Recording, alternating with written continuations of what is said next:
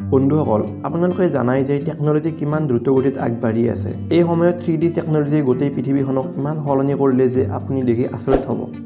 Number 1, food. আপুনি কেতিয়াবা 3D printed খাদ্য দেখিছেনে? যদি নাই তেনেহ'লে মই আপোনাক কওঁ যে জাৰ্মানীত থকা এই পৰিয়ালটো নিজৰ খোৱা খাদ্য প্ৰত্যেকবিধ বস্তু 3D প্ৰিণ্টাৰৰ সহায়ত বনাই খায়, যিটো দেখাত যিমানেই আকৰ্ষণীয়, খাবলৈ সিমান সোৱাদযুক্ত। নাম্বাৰ 2, কাৰ। কাৰখন 3D প্ৰিণ্টাৰৰ সহায়ত বনোৱা হৈছে। ইয়াৰ পিছত আপুনি বজাৰত বহুত এনেকুৱা কাৰ দেখিব পাব, যাক 3D প্ৰিণ্টাৰৰ সহায়ত বনোৱা হৈছে, যাৰ ফিউচাৰৰ ডিজাইন আমাক ভাবিবলৈ বাধ্য কৰায়। এইটো সঁচাকৈ ডিজাইন নেকি, যাৰ ফিজিকেল বডিক আমি আমাৰ চকুৰে চাই আছোঁ?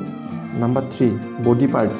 আজিৰ সময়ত বিজ্ঞানে ইমান উন্নতি কৰিছে যে ইয়ে আপোনাৰ শৰীৰৰ কোনো অংশ টেকন'লজিৰ সহায়ত হুবহু তৈয়াৰ কৰি দিব পাৰে। নেদাৰলেণ্ডত প্ৰথম 3D স্কেল ট্ৰেন্সপ্লেণ্টো কৰা হৈছে, যিটো মানুহৰ শৰীৰত লগাবলৈ প্ৰায় 23 ঘণ্টা সময় লাগিছিল, যিটো লগোৱাৰ পিছত সেই মানুহজনৰ কেতিয়াও একো অসুবিধা নহ'ল।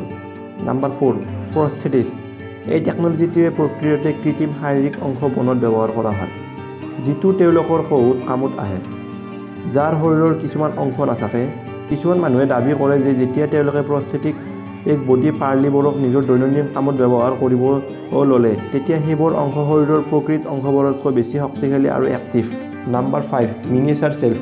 এই ফটোশ্বুটখন পোনপ্ৰথমে টকিঅ'ত বনোৱা হৈছিল, য'ত প্ৰায় 48টা কেমেৰা লগোৱা হৈছিল, যাতে সেইটোৱে কোনো ব্যক্তিৰ প্ৰত্যেকটো অংশ কেপচাৰ কৰিব পাৰে আৰু আপোনাৰ নিচিনাই দেখিব তাক।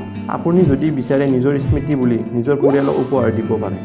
যদি এই ভিডিঅ'টো চাই ভাল লাগিলে তেনেহ'লে ভিডিঅ'টো এটা লাইক কৰি দিব আৰু চেনেলটো ছাবস্ক্ৰাইব কৰি থৈ দিব। তেতিয়াহ'লে মই লগ পাম আপোনালোকক নেক্সট ভিডিঅ'ত। তেতিয়ালৈকে বাই বাই।